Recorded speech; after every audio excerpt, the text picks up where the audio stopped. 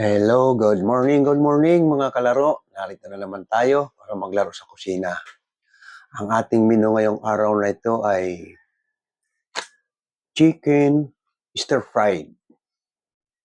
Yung pitso ng manok, yung pinaka-white meat niya, ito. Yan ang gagawin natin. Hiwa natin ng cubes.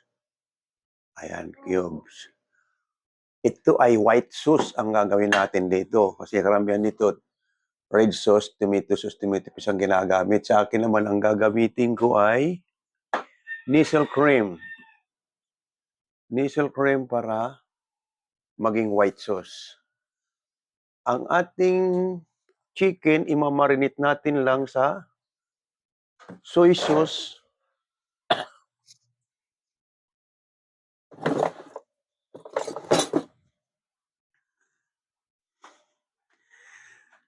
Imamarinate muna natin kasi di-deep fried natin yan. Pag deep fried natin at medyo nagkulay brown na, at saka natin ilalahok sa mga pampakulay lang ito.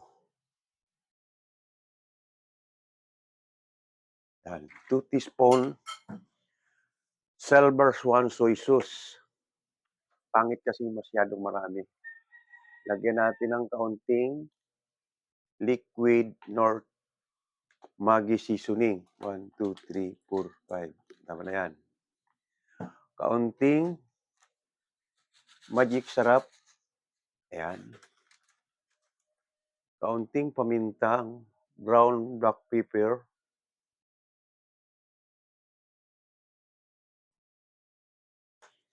Haluin natin para ma-marinate siya. Ayan. At i-deep fried natin yan. Ngayon, ito naman ang mga ingredients nito. Garlic, onions, celery, at red pepper. Ito ang kanyang gulay. Carrots, potato, green beans. Pero pwede niyong gawin ito ng iba-ibahin niyo yung gulay. Pwedeng broccoli, cauliflower. Nasa sa iyo na kung anong choice mo para kung anong gusto mong gulay. Ngayon, punta na tayo sa kusina. Okay?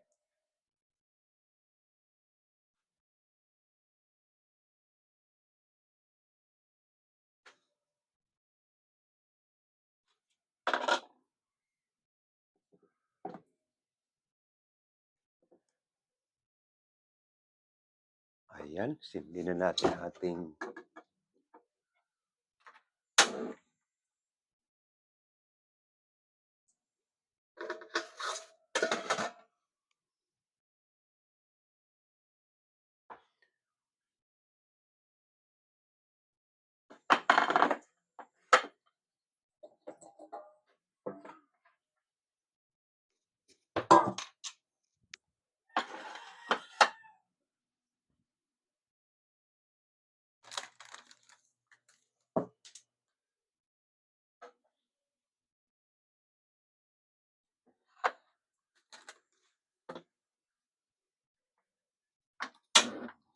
pagsasabayan na natin habang pinapa-brown natin yung ating chicken. Igigisa na natin yung kanyang vegetables.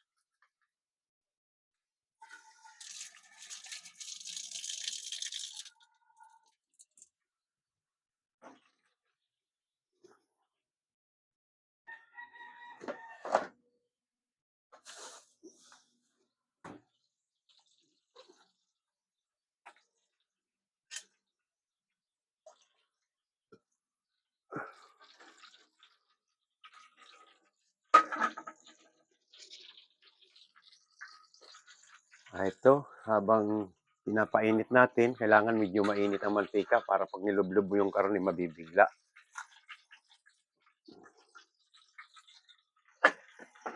Igigisa na natin yung ating vegetables.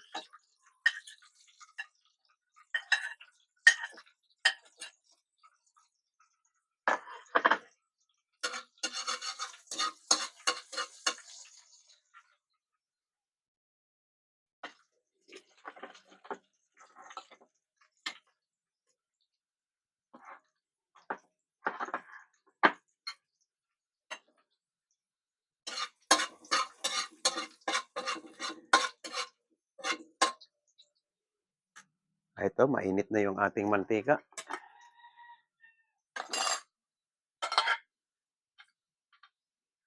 Lagay na natin yung ating chicken.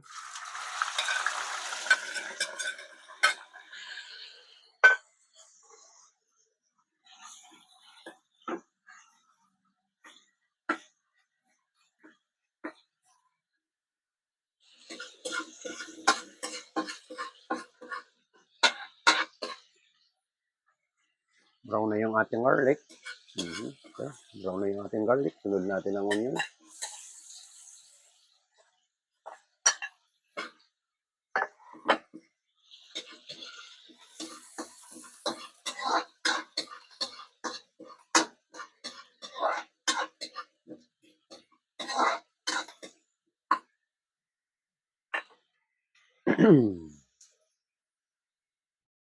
Habang pinababrown natin, ito, ginigisa na natin yung ating mga gulay.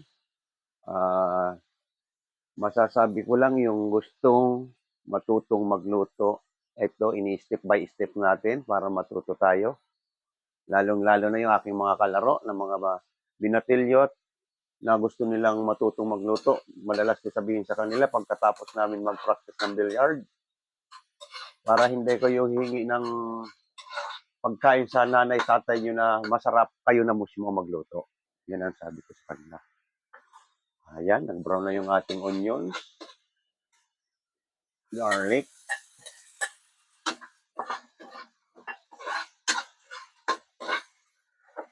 Pagsabayin na natin yung potato at carrot. Sauce lang ito, hindi natin lalagyan ng tubig ito. Kaunting sauce lang ito.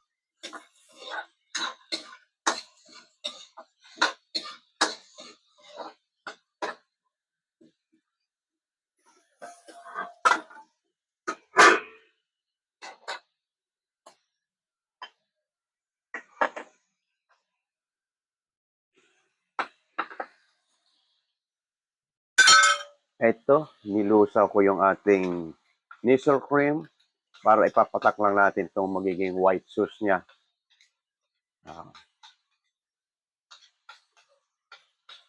Para maging creamy, nilagyan ko 2 teaspoon cornstarch.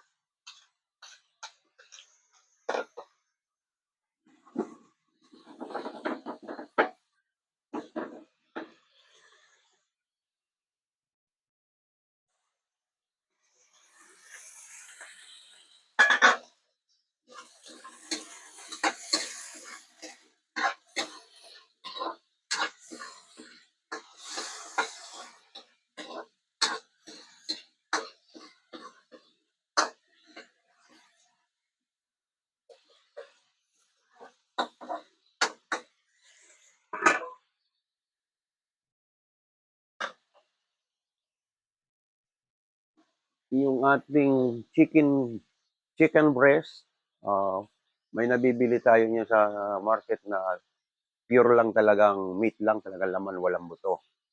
Pero pag sa mga talipapa, ayan, may buto yan. Bihira magtindang purong pitso. Ito, matipid din ito nanay sa mga halimbawa, katulad nito niluto ko, 2 pirasong pitso. Papatak na ng good for 6 person, 6 to 7 person ito. Kasi yung gulay, marami yung gulay. Kumbaga sa makakatipid din tayo. Halimbawa, kakain kayo 5 person o 7 person, kayang-kayang tapatan ito. Mura lang naman ang manok. Magkano ang manok? 160 ba manok?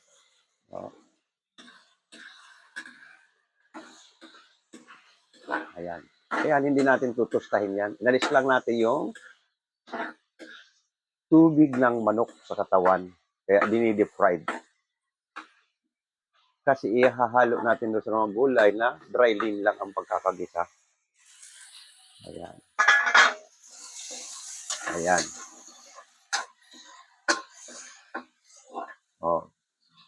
Yan na.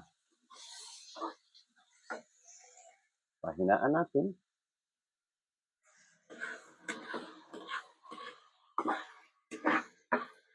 Isa pa.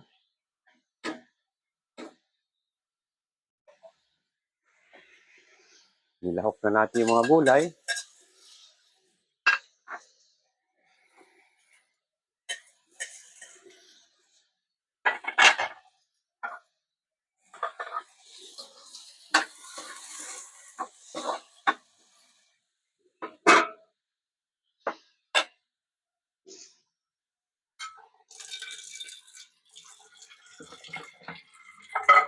Habang inaantay natin, inaayos ko itong ating paglalagyan.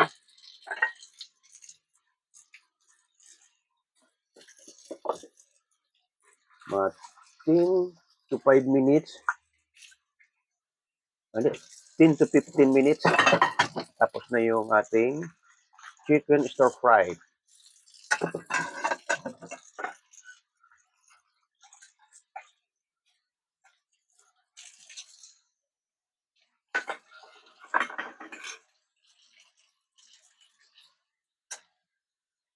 Ito, okay na yung ating chicken, nag-brown na.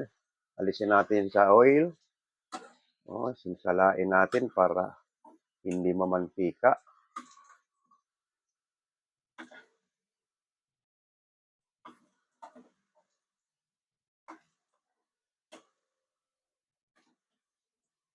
Ayan. Patuluin. At i-mix na natin sila sa gulay.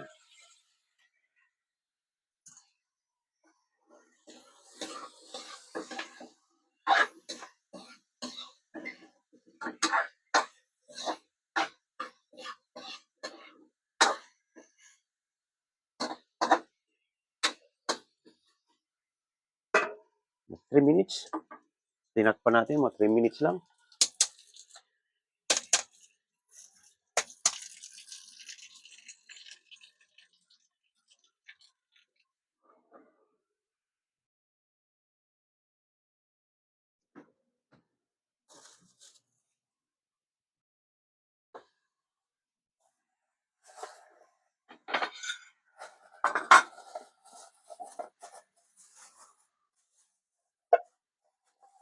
Habang medyo matigas pa yung ating vegetables, kaya tinakpan ko ulit. Mga 15 minutes lang yan, madali lang maluto ang ating chicken stir fried.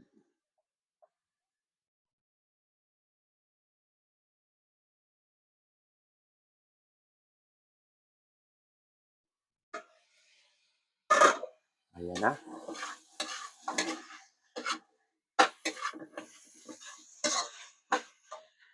Lagyan na natin ng mga additional na black pepper.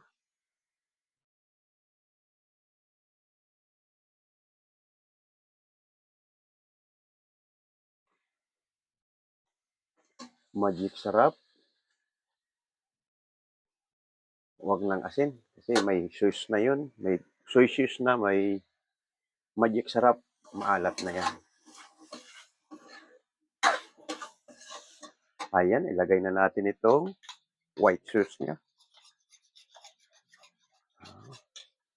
Nestle cream. Nestle. All-purpose. Yan ang ginagamit natin sa white sauce.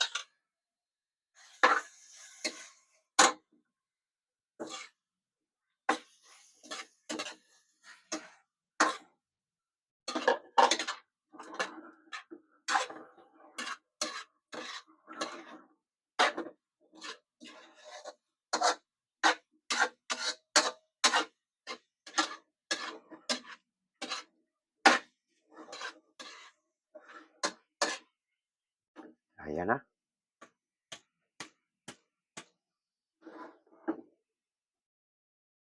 Malapot-lapot ang kanyang sauce.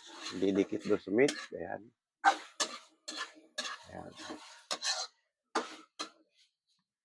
Pag red sauce naman ang ginamit mo ay tomato paste, tomato sauce with honey. Manamis-namis. Ito, white sauce, kaya walang honey. Okay. Ready to serve na ito.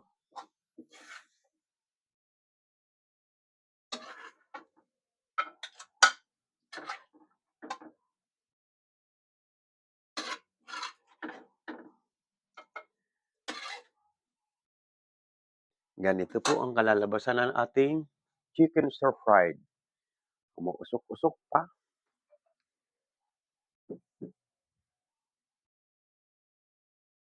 Ayan, balik na tayo sa dining. Oo.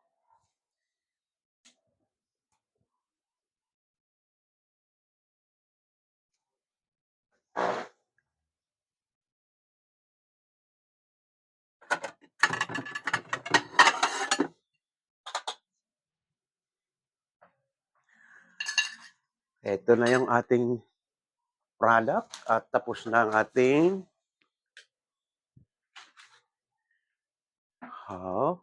medyo umuusok-usok pa. Ang masarap ng chicken stir fried, yan.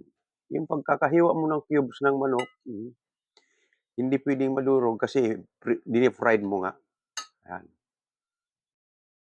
Ayos na ayos ang lasa. Hmm.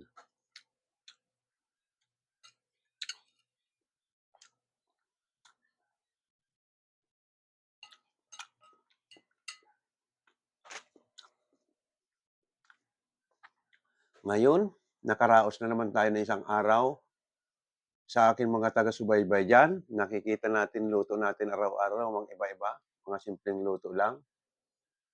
Eto medyo ano nga ito, medyo hindi simpleng luto pala ito. Kasi sine-serve natin ito sa mga restaurant, oo.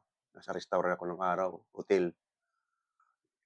Kasi maraming ingredients nga pala ito, oo. Medyo may kabigatan sa bulsa nga ito, dahil sa maraming sangkap siya. Pero masarap, kahit medyo mahal, masarap ang lasa niya. Ayan, na hindi naman puro adobo o anong luto ng manok natin para maiba naman paminsan-minsan. Okey, sa lahat ng aking mga taga-subaybay, maraming salamat ulit sa inyo sa panonood niyo ng aking pagluluto. Sundan na lang natin step by step yung mga hindi marurunong at yung marunong, okey lang, no comment na lang tayo. Okey rin pala mag-comment tayo kasi natural, kailangan mayroon isang magpupuna at maraming salamat at nakatapos na naman tayo ng isang araw. Sa lahat ng viewers ko, pakipindot lang ang aking subscribe button at like. Okey, bukas naman ulit tayo. Maraming salamat muli.